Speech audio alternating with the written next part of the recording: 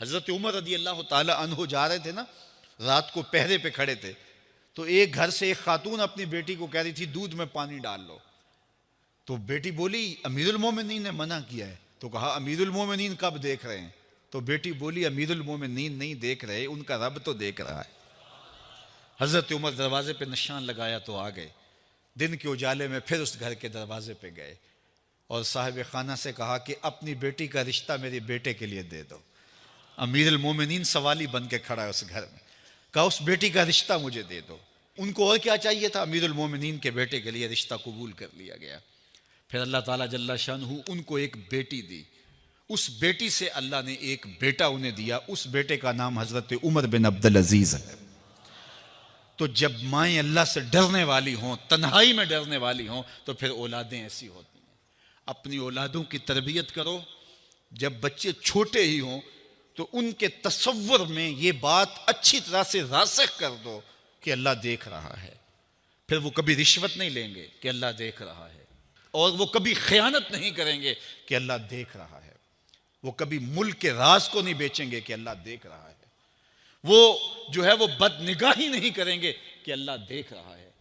جہاں کوئی کیمرہ نہیں پہنچتا، جہاں سیکورٹی نہیں پہنچتی، جہاں کوئی ایجنسی نہیں پہنچتی، وہاں یہ عقیدہ پہنچتا ہے کہ میرا اللہ مجھے دیکھ رہا ہے۔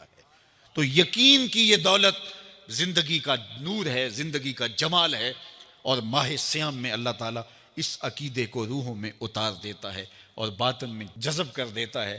تو اس کو اپنے اندر اچھی طرح سے ہم اتار کر کے اپنی زندگی میں چراغاں کر سکتے ہیں اور اندھیرے دور کر سکتے ہیں۔ یہ تیقن کہ میرا اللہ مجھے دیکھ رہا ہے، میں اپنے رب کی نگاہوں میں ہوں۔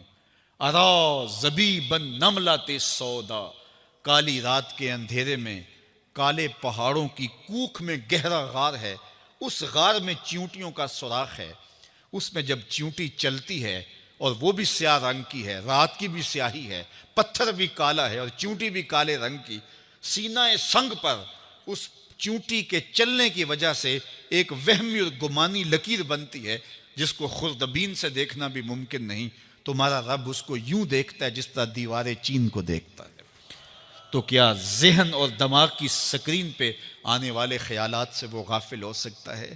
کیا وسوسوں سے وہ غافل ہو سکتا ہے؟ تو آئیے اس یقین اور اس تیقن میں جینے کا گر سیکھیے۔ دیکھیے زندگی کتنی نور علی نور ہو جائے گی کہ میرا اللہ مجھے دیکھ رہا ہے، میرا اللہ مجھے ملاحظہ کر رہا ہے، میں اس کی نظروں سے، اس کی نگاہوں سے پوشیدہ نہیں۔ تو یہ عقیدہ ماہ سیام میں ہمیں نصیب ہوتا ہے۔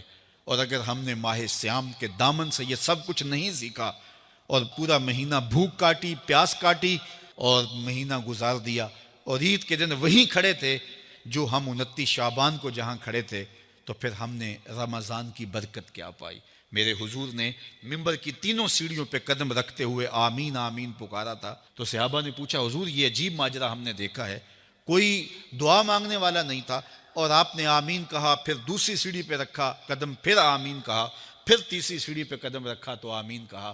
فرمایا میں نے پہلی سیڑھی پہ قدم رکھا تو جبریل حاضر ہوئے اور انہوں نے کہا اس شخص کی ناک خاک آلود ہو جس نے ماہ سیام رمضان المبارک کو پایا اور اپنی بخشش نہ کروا سکا۔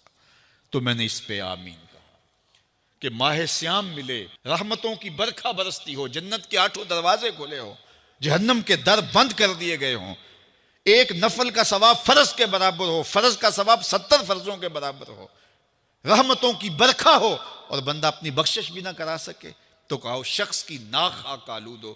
تو حضور نے اس پہ آمین کہا۔ تو اتنے پیارے موسم کو جو ضائع کر دے، ایسی حسین رت کو جو ضائع کر دے، اس کے لیے وعید بھی کتنی سخت ہے۔ کہا دوسری سیڑھی پہ قدم رکھا تو جبریل آئے اور کہا اس شخص کی ناک خاک آلود ہو جو والدین کو بڑھاپے میں پائے اور خدمت کر کے جنتی نہ ہو سکے۔ ممبر کی تیسری سیڑھی پہ قدم رکھا تو جبریل آئے، انہوں نے کہا اس شخص کی ناک خاک آلود ہو جس کے سامنے آپ کا ذکر کیا جائے اور وہ آپ پہ درود نہ پڑے۔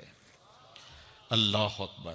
رسول رحمت کا نام آئے تو درود و سلام پیش کرو، ان کا ذکر آئے تو تمہاری روحیں بھی درود پڑھیں، تمہاری زبانیں بھی درود پڑھیں۔ اللہم صلی علی سیدنا و مولانا محمد معدن الجود والکرم۔ ان کا ذکر روحوں کی غذا ہے، ان کا ذکر دل کا قرار ہے۔ تو ان کے تذکرے کی خوشبو سے اپنے ماحول کو معطر رکھو۔ وہ جوان جو ہی پروان چڑھا ان فوان شباب آیا، تو اس کی پیشانی سجدے کے تقدس سے مالا مال ہو گئی، اس کی آنکھوں میں حیا اور شرم کے پہرے آ گئے، اس کے خیالوں میں پاکیزگی آ گئی، اس کی زندگی کے شب و روز نیکی کے ماحول میں بسر ہونے لگے، اس کی راتیں ذکر الہی میں، تلاوت کلام مجید میں اور دن یاد الہی میں روزے سے گزرنے لگے۔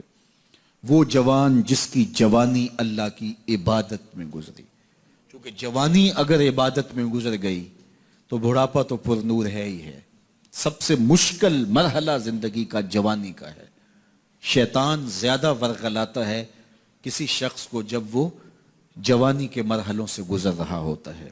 تو جس کی جوانی خیریت کے ساتھ گزر گئی اور اس نے اپنی جوانی کے تقدس کو محفوظ رکھ کے منزل تک پہنچا لیا، اپنی عصمت کے جوہر کی حفاظت کی، اپنی آبرو کو لٹنے نہیں دیا، اپنی آنکھوں کی شرم و حیا پر پہرے بٹھائے اور آنکھ کو برباد نہیں ہونے دیا اور اپنی زندگی کے تقدس کا پہرا دیا، تو جو جوان اپنی جوانی کو خیریت کے ساتھ گزار گیا۔